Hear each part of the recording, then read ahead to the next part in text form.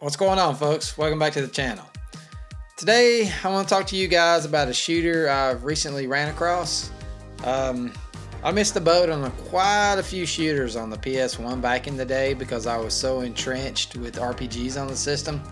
So now that in my collection I've kind of got a ton of RPGs on it, I'm kind of going back trying to dig up some shooters I may have missed on it.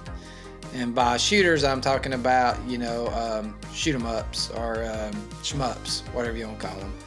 But anyway, today I recently picked this up. It's kind of a pricier one again. It's a Working Designs title, so everybody knows Retro Systems, Working Designs. You see it on the cover, you're gonna have to pay for it. But this is Thunder Force 5. Stumbled across this on eBay from Chase After the Right Price. He cut me a really good deal on the game. I picked it up. Anyway, before I even get into the game, look at what Working Designs did with this thing. This is all like gold leaf foil, which I'm sure it's not gold leaf, but it gives that look of it. Gorgeous, gorgeous, gorgeous cover. Back art. Same deal with the front, holographic. It looks good. But getting into the game, I was kind of a late bloomer to a lot of these Thunder Force games. I did play Thunder Force 3 back in the day, and it was gorgeous on the Genesis. Stunning looking game for that system.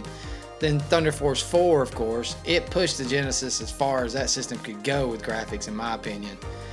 But now the reason why we're here is talking about 5. 5 takes a lot of what was great about 4 and brought it into the 32-bit genre with the PS1. The biggest thing I can really say about the game, and it's so close to 3, is the fact that with this game, a lot of the stuff starts off in the background and comes to the foreground. That was something that was very, very common with the PlayStation 1 and the Sega Saturn, for that matter, is they love that scaling effect they could kind of do. Thing that Nintendo was good at on the SNES, they started doing a lot on the CD-based stuff, when it all started coming out. It does that a lot. With that, for me personally, creates a depth problem. I can't really tell when stuff's coming out at me or if it's going to stay back there at me or stay in the background. So therefore, I just kind of always try to shoot at everything, which kind of messes me up with the game a little bit because I'll be going into enemy fire when nothing's about to come at me from the background to fire at me, if that makes any sense to you. That aspect of the game messes me up, but that also messed me up on Thunder Force 4. Anyway, other than that with the game, the firing system and all that really plays the same as 4 did, and 3 a little bit. With each enemy you come across, you basically, as you pick up your power-ups on the screen and stuff, you have 4 different weapon types you can pick from. Some of them are extremely beneficial. Some of them are just your everyday, fare that you shoot the enemy with. Some of them are specialized and shoot behind you and forward at the same time. Some only shoot behind you. Some can lock on and shoot all over the screen, kind of like the T-Braster could do in Gyarus or Gyrus, whatever you want to call it. So it's not just a mindless shmup where you're running around just shooting stuff.